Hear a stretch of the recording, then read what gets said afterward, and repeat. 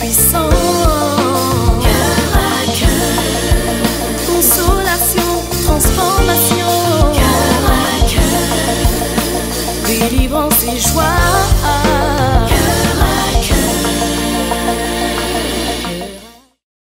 Bonjour et bienvenue à cette nouvelle émission de Cœur à Cœur.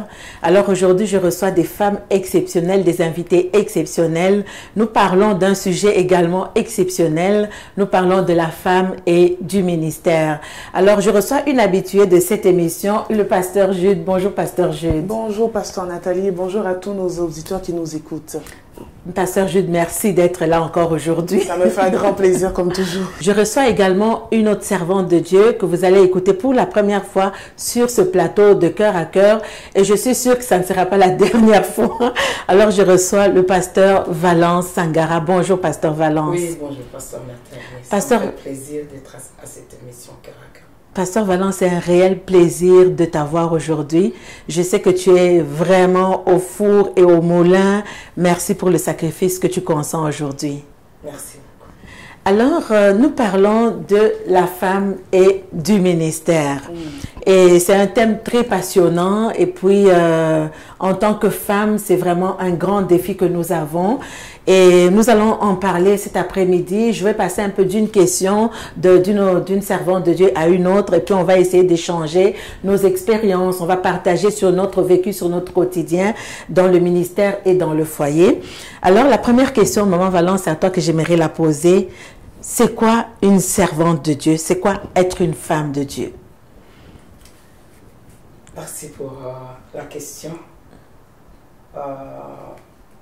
Lorsqu'on parle de servant de Dieu, lorsqu'on parle de la femme de Dieu, il n'y a vraiment pas assez de nuances, sauf que pour la femme servante de Dieu, c'est quelque chose de général. Donc, lorsque quelqu'un travaille dans l'église en tant qu'intercesseur, en tant que protocole, on peut l'appeler servant de Dieu, mais tandis que femme de Dieu, c'est plus quelqu'un qui a le ministère avec lui, c'est quelqu'un qui a une église avec lui qu'il dirige.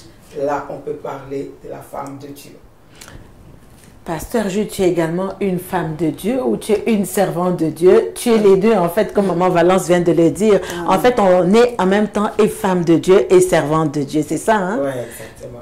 Pasteur Jude, tu es servante de Dieu, tu es femme de Dieu. Oui. Comment tu es arrivé à reconnaître l'appel de Dieu sur ta vie? Parce qu'aujourd'hui, tu exerces le ministère en tant que pasteur. Comment est-ce que tu as reconnu qu'il y avait un ministère pastoral sur ta vie? Donc, c'est une question que chaque personne se pose. Hein. La personne que Dieu appelle, celle ou celui que Dieu appelle au ministère, a un feu pour le Seigneur. Hein. Il a un feu pour cet appel, il a un feu pour le ministère que Dieu l'a appelé. Mais avant tout de savoir que Dieu nous a appelés, il y a une étape. Cette étape à se dire, tu reçois l'appel et tu te poses des questions. À te dire, Seigneur, j'ai le feu pour toi, mon cœur brûle pour toi, mais est-ce que c'est vraiment toi qui m'as appelé à ça? Hein? Parce qu'on peut dire, oui, j'ai le feu, mon cœur brûle, mais est-ce que c'est vraiment Dieu?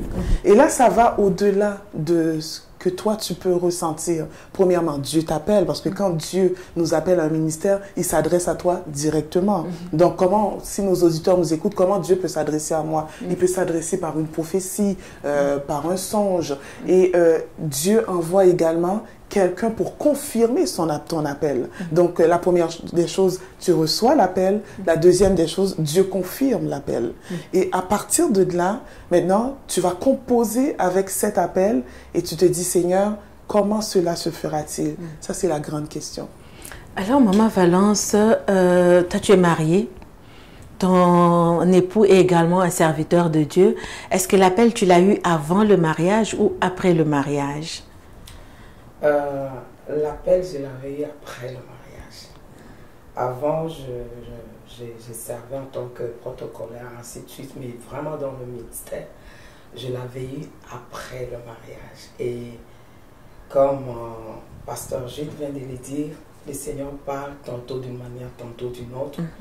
Il peut te parler par une vision, par un songe, mais aussi c'est confirmé par le responsable qui t'utilise dans l'œuvre. Ils peuvent te confirmer que réellement, c'est que le Seigneur t'a dit, c'est réellement ça. Et ils vont aussi t'orienter pour savoir quoi faire dans ce que le Seigneur t'a appelé. On va voir tout à l'heure comment composer justement quand tu as l'appel ministériel. On va voir cela au niveau de la famille, au niveau du conjoint. Et puis on va voir cela en tant que femme. Et je voudrais revenir à toi, pasteur Jude. Tu as reçu l'appel de Dieu. Tu l'as reçu très jeune, je pense. Hein? Exactement. Donc c'est un appel que le Seigneur m'avait déjà appelé par rapport à ça, par plusieurs comme prophéties. Mais donc on voyait pas déjà la concrétisation de tout ça. Je dois dire à ceux qui nous écoutent, il y a une différence entre le don et l'appel ministériel. Hein? On reçoit d'abord le don et par la suite, Dieu confirme si il t'appelle au ministère. Donc, il faut pas confondre les deux. Hein? Il y a le don et il y a le ministère. Donc, à cette étape-là, il faut d'abord maintenant exercer le don et par la suite, maintenant, pour que le Seigneur maintenant t'amène au ministère. Donc, Dieu ne fera pas le ministère sans le don. C'est ça. Hein? Donc, Dieu peut nous appeler et tu n'as pas encore exercé le don. Attends d'exercer le don. Et par la suite, Dieu va t'amener au ministère s'il y a lieu pour ça. Mais à partir de ce moment où tu reconnais l'appel de Dieu sur ta vie, qu'est-ce qui se passe dans ta vie à toi? Est-ce qu'il y a des luttes internes? Qu'est-ce qui se passe à ce moment-là? Est-ce que c'est facile pour toi de dire oui à cet appel? Est-ce qu'il y a des barrières que tu t'es mises toi-même? Qu'est-ce qui s'est passé à partir de ce moment-là? Sincèrement, je dois dire que même dans l'histoire de la Bible, c'est jamais facile de dire oui à l'appel de Dieu parce que on vient d'abandonner. Dire oui à l'appel de Dieu nécessite forcément que tu abandonnes tes ambitions, que tu abandonnes certains rêves et que maintenant que tu te dis Seigneur, je vais maintenant diminuer pour que toi tu puisses croître en moi. Donc il faut abandonner certaines choses pour laisser cette place totalement à Dieu et que Dieu soit en premier maintenant. C'est plus moi qui dirige un rêve, maintenant c'est le rêve de Dieu qui prend place en moi. Maman Valence, donc toi tu as reçu l'appel pendant que tu es dans le mariage, ton époux est déjà dans le ministère. Comment tu fais maintenant toi pour composer en tant que femme mariée, composer également avec le ministère? Exactement, c'est vraiment une bonne question. Qui est un peu difficile aussi quand on compose avec et le ministère et le mariage et les enfants là-dedans. Je crois que ça demande une bonne organisation à la maison parce qu'on risque de mettre plus du poids du côté ministère et abandonner le foyer et plus côté foyer que le ministère. Et lorsqu'on s'organise, on sait déjà qu'on a des tâches à exercer au niveau de l'église et au niveau du foyer. Quand les enfants sont encore à bas âge, c'est plus difficile. Mais quand ils ont grandi, c'est question de repartir certaines tâches de la maison et reconnaissant que toi, tu es la maman, assurément c'est toi qui dois prendre la grande charge, mais tu repartis avec les enfants qui sont à la maison et ensemble et en communion, en unité, je parviens à exercer la tâche et le ministère et le foyer en répartissant mes tâches et en surveillant mon agenda, bien sûr. Est-ce que c'est toujours facile? Non, c'est pas facile. Est-ce que tu peux nous donner un peu des anecdotes de ton organisation, comment ça se passe? Il y a certainement eu des ratés, il y a certainement, on a toujours quelques explications, oui. Bien sûr, parfois on peut avoir déjà tout préparé, que le mari dise non, ça, je viens de manger ça 3 fois, 4 fois là. Je trouve que tu regardes plus les fidèles, tu regardes plus l'église. Est-ce que tu peux te tourner vers ton foyer? Sache que tu es amené et au foyer et à nous et essaye d'équilibrer ces choses pour que nous soyons aussi à l'aise. Et je te retrouve trop au téléphone là. À l'église au téléphone, à la maison au téléphone. Les enfants réclament, moi aussi je réclame. Essaie de revoir cela et ça donne à ce que quelqu'un puisse réfléchir un peu, ouvrir les yeux. Waouh, Seigneur, aide-moi et fais-moi grâce pour que je puisse parvenir à concilier ces trois choses. Effectivement, c'est pas évident, hein, surtout si on travaille en plus. Parce qu'il y a des femmes qui sont dans le ministère, qui ont la maison, qui est tout un ministère en soi, qui ont le ministère au niveau de l'église, mais qui en plus travaillent. Donc ça devient toute une gymnastique. On n'a pas toujours 10 sur 10 comme note, mais c'est vraiment toute une gymnastique. Mais pasteur Jules, si je reviens à toi, toi tu es célibataire. Oui. Mais je pourrais revenir à une question vers toi parce que tu es une femme dans le ministère et on sait qu'il y a des choses qui vont être amenées à être bouleversées dans ta vie. Mais je voudrais savoir comment est-ce que tu ferais, toi. Tu es une femme qui réussit au niveau de ta carrière. Tu réussis bien. Tu es une femme qui porte ce chapeau ministériel. Comment est-ce que tu fais pour pouvoir te détacher? Parce que forcément, on va le dire là, il y a quelqu'un qui peut venir vers toi pour te proposer mariage. Je donnerai un exemple. Mais là, il te trouve avec ton chapeau du ministère. Là, il te trouve que tu as une femme qui a pleinement réussi au niveau de sa carrière. Comment, toi, tu ferais pour mettre un détachement afin que la personne qui vienne ne se dise pas, mon Dieu, il y a trop d'autorité là-bas et puis je pars en courant? C'est une bonne question. Je dois dire que même lorsqu'on est appelé par Dieu, on reste qui on est. Hein? Et c'est de savoir que on a chacun notre place. Hein. Dieu a établi, il faut le dire, l'homme est l'autorité. Hein. Ça, il faut le dire, que la femme soit appelée au ministère ou non, ça reste la même, ça reste, comment je pourrais dire, la même règle pour chaque personne. Hein. Ça ne change pas. L'homme est l'autorité. Donc, on doit partir avec ça, avec ce que la parole de Dieu nous dit, et par la suite, on grandit avec ça. Donc, cette personne qui va me rencontrer, il va rencontrer une femme de Dieu, effectivement, mais aussi il va rencontrer une femme pleinement épanouie, à tous les niveaux, et qui est capable de rire, qui est capable de pleurer, qui est capable de se confier. Alors, c'est une femme complète, hein, parce que quand on a Dieu, le spirituel complète tout. Alors, donc, il va rencontrer quelqu'un de très bien. Mais ça, c'est important d'en parler justement parce que parfois, on assiste à des dérives où on n'arrive plus à faire la part de choses justement entre la femme et la servante de Dieu. Et c'est important de demeurer femme avant tout. Bon, évidemment, on porte ce titre de servante de Dieu, mais c'est important d'être la femme devant son mari. C'est important. Si d'emblée tu pourrais donner un conseil à quelqu'un, qu'est-ce que tu pourrais lui dire aujourd'hui? Alors à quelqu'un, une femme qui est en attente, une femme qui porte les chapeaux que tu portes par exemple. C'est d'être à l'écoute de Dieu. Et aussi, c'est de rester soi-même. Hein. Dieu ne nous appelle pas à... On est tous... on travaille dans le champ de Dieu. Mais la personne qui est au-dessus de tous, c'est Dieu. Alors, Dieu nous dirige et comme un homme, comme l'homme, nous devons nous soumettre à ce que Dieu nous demande et de travailler vraiment avec vraiment tout ce que nous avons en nous, tout notre cœur. Et je dois dire aussi à une femme célibataire qui est dans l'œuvre de Dieu, ça veut dire qu'elle est en train de plaire à son maître. Hein? Elle est en train de plaire, c'est ce que l'apôtre Paul dit, hein? Elle est en train de plaire à Dieu. Donc quand tu plais à Dieu, certainement tu trouveras grâce aux yeux de ton futur époux. Donc c'est très important. Dieu ne t'a pas oublié, au contraire, il est en train de te préparer pour de grandes choses. Donc il faut travailler, vraiment travailler sans relâche, et le Seigneur est le rémunérateur de ceux qui le cherchent. Amen, gloire à Dieu.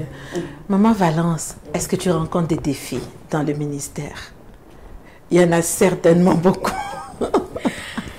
Oui, le ministère a beaucoup de défis.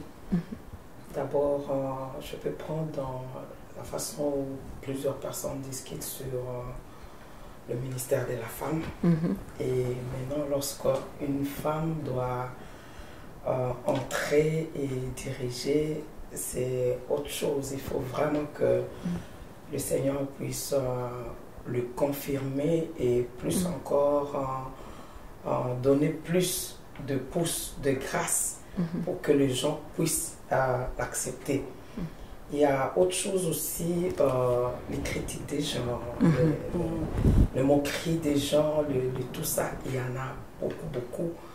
Et avec la grâce de Dieu, lorsque Dieu travaille une personne, lorsque Dieu travaille ses vases, ça permet à ce que quand quelqu'un est dans le ministère, il doit être patient, il doit être quelqu'un qui a de la maîtrise Sinon, tu risques d'aller chercher du monde qui te critique, soit te répondre aussi, soit te réagir aussi. Soit t'abandonner même. Soit t'abandonner aussi, oui, soit t'abandonner aussi.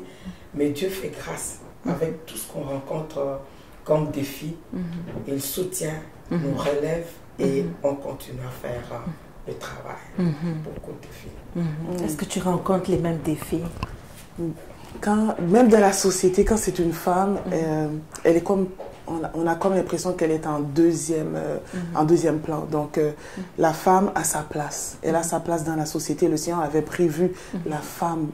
Donc, la femme a sa place. Non pas qu'elle va prendre la place de l'homme, mais elle a aussi sa place. Elle est égale à l'homme. Tu vois, donc, égale je veux m'expliquer dans cette façon de penser. De voir et de s'exprimer. Elle a des sentiments. Donc, la femme a sa place. Mais qu'est-ce qui est plus difficile, c'est de dire, la femme qui se tient devant moi, elle est une femme. Alors, des fois, ça peut faire toute la différence. Et des fois, même en 2018, ça fait encore jaser. Okay? Et on peut comprendre, mais en Jésus-Christ, je pense que toutes ces barrières sont tombées, vu que maintenant, nous avons la pleine liberté d'aller par tout le monde, prêcher la bonne nouvelle. Jésus a dit, allez par tout le monde. Que ce soit un homme ou une femme, allez par tout le monde. Maman Valence, je reviens à toi avec une question particulière parce que toi, tu as une situation spéciale. Ton mari est pasteur, toi aussi es pasteur. On prend une situation X, quelque chose se passe, il faut prier. Et puis, tu viens avec une réponse, ton mari vient avec une autre réponse. Qui a le droit de veto? Est-ce que Dieu vous a parlé à tous les deux? Il faut qu'il vous parle de la même chose. Mais si vous avez deux réponses différentes, qu'est-ce qui se passe? Quand on a deux réponses différentes, on regarde ça à la lumière de la parole de Dieu. Qu'est-ce que la parole de Dieu nous dit à ces sujets? Ou bien si c'est quelque chose qui est vraiment en dehors et qu'on ne retrouve pas qu'on a de la lumière sur ça, on prend le temps de prier. Et enfin, je crois que question de droit de veto, c'est d'abord la parole de Dieu qui a le droit de veto. Voilà, qui a le droit de veto. Oui, et après cela, en dernier lieu, je crois que si lui a été avant moi dans le ministère, je crois que je peux lui donner le dernier mot après avoir vu que à la lumière de la parole de Dieu. Qu'est-ce que la parole de Dieu dit à ce sujet? Oui. Et Maman Valence, toujours dans ton cas à toi, même Pasteur Jude, je pourrais revenir avec la même question vers toi. En tant que femme dans le ministère, les personnes qui nous approchent, parce que tout à l'heure, Pasteur Jude, je te demandais comment tu fais toi pour te détacher. Mais Maman Valence, est-ce qu'il t'est déjà arrivé une approche où quelqu'un vient te voir pas comme une femme de Dieu, mais avec un autre regard, avec un désir vers toi, en tant que femme, tout simplement, dans le ministère, parce que ça arrive aussi. Bonne question. En tout cas, depuis que j'ai commencé le ministère, je n'ai pas encore eu ce genre d'approche, mais je crois que c'est question aussi de l'attitude de la servante de Dieu. Il y a une certaine attitude que la personne doit afficher pour que ça crée un garde-fou, une barrière pour que ce genre de choses n'entre pas. Alors, si la personne a une attitude légère, une attitude de laisser aller facilement, l'ennemi peut s'introduire, mais jusque-là, je n'ai pas encore eu de cas pareil. Pasteur Jude. C'est sûr que... Parce que les personnes nous voient là à l'avant et puis, oui, comment tu fais? Et des fois, il ne faut pas confondre l'admiration avec l'appréciation ou peut-être même la séduction, quoi que ce soit. Donc, la personne te voit, tu es une femme, même si tu prends toutes tes précautions, il se dit, attends, que cette femme, elle est jolie, comment ça se fait qu'elle a choisi cette voie-là, pourquoi? Donc, c'est tous ces questionnements-là. Et en étant dans la maison de Dieu, en étant dans le ministère, c'est sûr que quand on nous approche, nous avons, comme disait Maman Valence, une attitude à adopter nous-mêmes. Mais en même temps aussi, la femme reste la femme. Elle dégage quelque chose. Donc, il faut que cette femme qui est dans le ministère soit une femme mature, responsable, à savoir que le Seigneur l'a placé quelque part dans le ministère pour pouvoir faire son œuvre. Et ça c'est très important. Ça prend beaucoup de maturité parce que tu veux ou pas, il y a des hommes qui vont être là, qui vont t'écouter. Il y a des hommes qui vont être là, qui vont t'approcher. Maintenant, c'est de mettre une barrière et de vraiment s'assurer qu'on est vraiment responsable et on est vraiment mature. Et quand on parle des femmes, il y a des hommes aussi qui vivent cette situation-là. Oui. Donc cette situation, c'est pas seulement parce que c'est une femme. Parce que d'habitude, on a l'habitude de pouvoir rejeter ça quand ça va être une femme, comment tu vas faire, parce que tu es une femme. Mais un homme aussi a cette responsabilité. Il a cette maturité également de pouvoir mettre vraiment des barrières. Des barrières, des garde-fous. Exactement, de s'assurer que je suis là, je suis, si je peux dire ça comme ça, embauchée par Dieu, je travaille pour Dieu, donc je fais mon travail pour le Seigneur. Mais ça ne veut pas dire que nous n'avons pas cette approche. Nous avons cet amour, cette appréciation. Nous aimons les âmes. Nous aimons les brebis du Seigneur et nous allons le faire avec autant dévouement qu'un homme. Exactement. Et j'aime bien ça que tu dis, nous aimons les brebis du Seigneur. À ce moment, il faut avoir la maturité et la sagesse nécessaires pour pouvoir reprendre avec amour la personne donc qui a cette approche-là. Ça, c'est très, très important. Sinon, on participe finalement à la destruction au lieu de bien faire les choses. Maman Valence, il y a beaucoup de stéréotypes aujourd'hui sur les femmes. Oh mon Dieu, il y en a tellement. En 2018 encore, hein, comme tu le disais, il y en a énormément. Ma question, l'onction est-il masculin ou féminin? Normalement, l'onction n'est ni masculin ni féminin parce que l'Esprit de Dieu n'est pas ni masculin ni féminin. Ça tombe sur la femme, ça tombe sur l'homme et c'est à Dieu de l'utiliser. Lorsque ça tombe sur une femme, Dieu l'utilise tel qu'il peut utiliser l'homme. Sauf que dans notre société, il y a souvent de gens qui ont certaines façon de voir la femme. Une certaine culture. De voir la femme par rapport au ministère et de voir l'homme par rapport au ministère. Et tout cela, lorsque Dieu maintenant manifeste sa gloire dans cette femme-là, les gens vont se dire, waouh, c'est une femme de Dieu là. On a vu l'onction sur elle. On croyait que c'était seulement sur les hommes. Et pourtant, sur cette femme aussi, on vient de voir quelque chose. Donc, je crois que l'onction est neutre. Est-ce que tu as des anecdotes par rapport à ça, des choses qui sont arrivées? Enfin, je ne sais pas. J'ai entendu peut-être chez une servante de Dieu, lorsque son mari parlait d'elle, c'était parti au Shabbat, c'était en Afrique, c'était plus en RDC. Et quand le mari, qui est pasteur, avait proposé que l'homme de Dieu venait avec son épouse, mais j'aimerais qu'elle nous apporte la parole. Les gens ont dit non, l'église va fuir là. Toi, tu sais qu'ici, là, on n'accepte pas l'onction de femme. Mais lorsque cette femme avait ouvert la bouche, ces hommes-là, à la fin du culte, d'où tu viens? Du ciel. Tu viens de quelle sphère? Tu viens de quelle planète? Et tout le monde était édifié. Et c'est là où le changement est entré dans cette église. Ils avaient maintenant une autre façon de voir la femme et c'est dire que Dieu peut utiliser tout le monde. Voilà, exactement. Pasteur Jude. L'onction, est-ce qu'elle est masculine? Oui, est-ce que tu as des anecdotes par rapport à ça? Oui, je vais revenir avec ça, mais je vais répondre aussi à la question. L'onction, comme j'appuie ce que Pasteur Valence dit, l'onction est ni masculin, ni féminin. On le répète parce que c'est très important. Il faut briser encore ces barrières, comme on disait tantôt. C'est ni masculin, ni féminin. Dieu décide uniquement de déverser sa grâce sur un homme, sur une femme.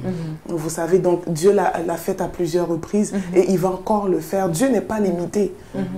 On ne peut pas limiter Dieu pour dire, Seigneur, c'est un homme, fais ça avec lui, c'est une femme, elle traite-la comme ça. Dieu n'est pas, ne voit pas comme nous, il n'agit pas comme nous. On ne peut pas limiter Dieu. Dieu déverse sa grâce sur qui il veut, quand il veut, et comment il l'a choisi dans sa souveraineté. Donc, à partir de là, on peut comprendre que l'onction est ni masculin, ni féminin. Et d'abord, c'était aussi une promesse. Il avait dit, au dernier jour, je répandrai mon esprit sur toute chair. Vos fils et vos filles prophétiseront. Alors, donc, il avait dans son plan, il avait inclus également la femme. Parce qu'il n'a pas seulement dit vos fils, il a dit vos fils et vos filles. Alors, le Seigneur avait pensé à nous et donc, on reçoit cette grâce avec beaucoup d'humilité.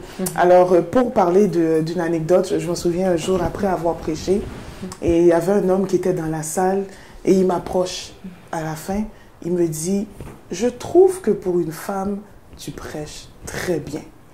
Pour une femme. Alors, ça m'a fait rire, pour une femme, tu prêches très bien.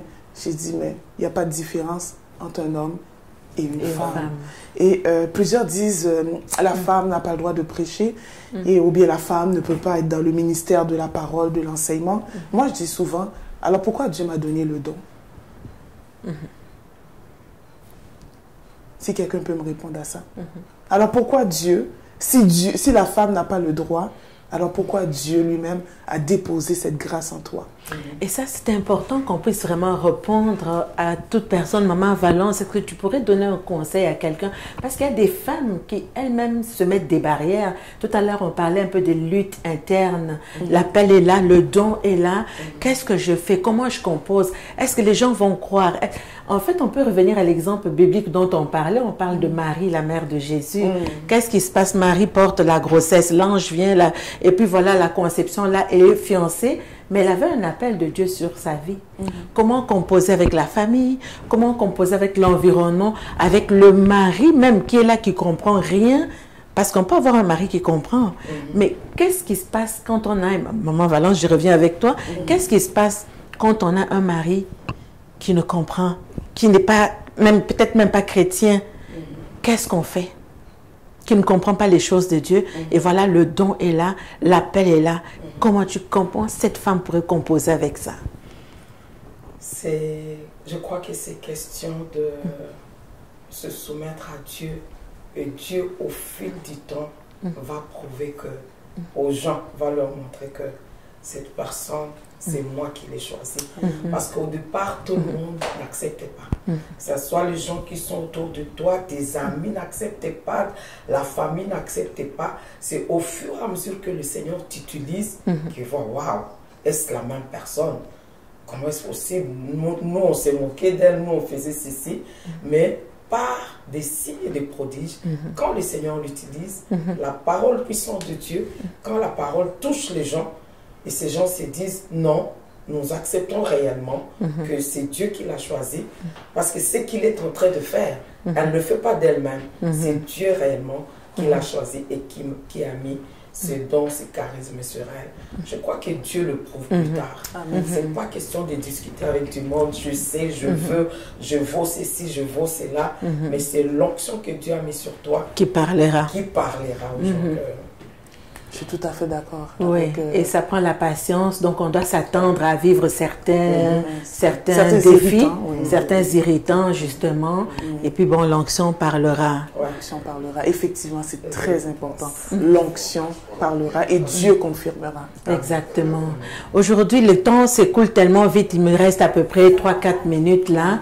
Aujourd'hui, il y a des femmes qui nous écoutent. On a parlé de femmes. On n'a pas parlé de beaucoup de sujets. Hein. Je ne sais pas s'il y a un autre sujet dont on pourrait parler ce soir. Le temps s'écoule rapidement. Mais il y a des femmes qui nous écoutent présentement. Tantôt l'une dans une situation, tantôt l'autre dans une autre situation. Maman Valence, aujourd'hui, il y a des femmes qui nous écoutent et puis qui se disent, mais comment Maman Valence fait? Tu leur as expliqué un petit peu comme ça. Mais comment tu peux donner une parole d'encouragement à cette femme qui peut-être se décourage? Il y a un serviteur de Dieu qui est présentement découragé avec sa femme parce que ça ne va pas dans le ministère. Comment tu peux encourager cette femme-là aujourd'hui de continuer, d'aller de l'avant, de ne pas baisser les bras? Qu'est-ce que tu peux lui dire aujourd'hui? C'est que je peux dire à une femme qui est dans le ministère et qui a des problèmes dans son foyer, peut-être avec son mari, et ainsi de suite. Ce que je peux lui dire, c'est de persévérer et plus de distinguer le ministère, le foyer et ce que tu dois faire. Parce que normalement et souvent, on a des problèmes au foyer, on a des problèmes dans le ministère. Lorsqu'on mélange le tout, on met plus du poids du côté église que du côté famille. Et cela fait que le mari se trouve qu'il est délaissé à lui-même. Mais ce que je donnerais comme conseil, c'est question de bien gérer son temps, gérer son agenda pour que tu puisses satisfaire les deux, que ce soit la famille, que ce soit l'église. Et je crois, j'ai la conviction que ça ira. Parce que chez moi, ça a marché. Je crois aussi que ça marchera pour toi. Amen. Amen. Pasteur Jude, quelqu'un qui nous écoute, une jeune, parce que Pasteur Jude, en fait, tout au début, pourquoi j'ai fait le choix d'avoir 2 servantes de Dieu? Je voulais mettre un peu selon les époques. Maman Valence, ça fait très longtemps que tu es dans le ministère. Combien d'années? Oh, c'est très longtemps, plusieurs années. Pasteur Jude, une trentaine d'années. Bon, une trentaine d'années. J'ai voulu un peu voir les différentes époques. À ton époque, à toi, à son époque, à elle. Pasteur Jude, ça fait quelques années à peu près. Donc, voir un peu est-ce que les choses sont pareilles il y a une trentaine d'années. Et aujourd'hui, on remarque que c'est exactement pareil. Donc, on a besoin vraiment du soutien du Saint-Esprit. Exactement. Pasteur Jude, tu es jeune dans le ministère. Il y a des gens qui sont jeunes dans le ministère aussi, qui commencent maintenant, qui vivent aussi certaines luttes et puis qui vivent certains défis. Aujourd'hui, quel conseil est-ce que tu peux leur porter également? Comment cela sera-t-il possible? Tout est possible à celui qui croit, tout simplement.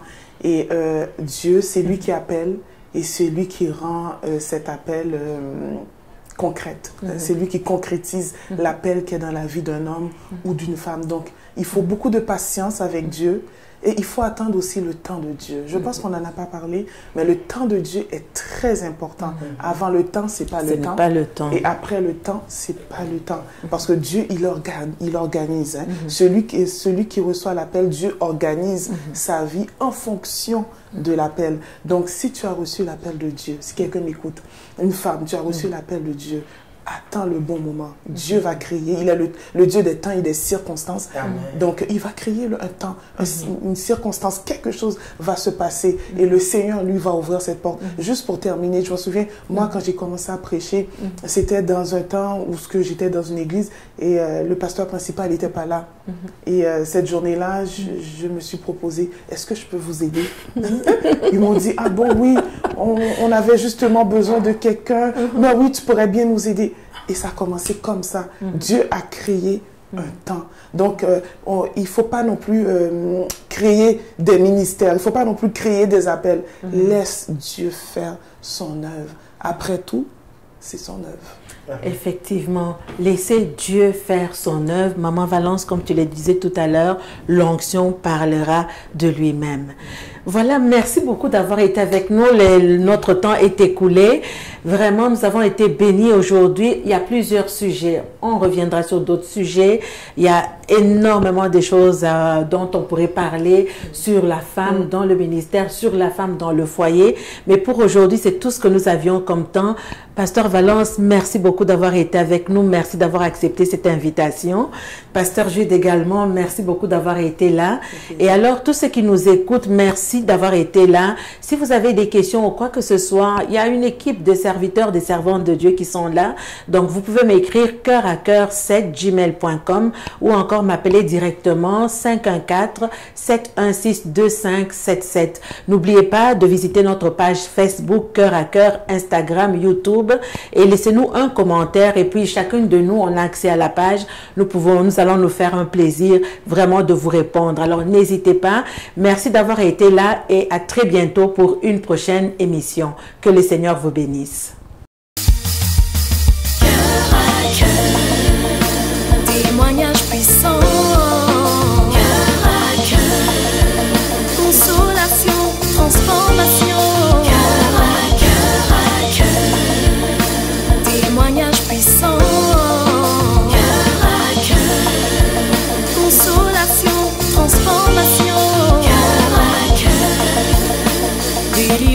joie.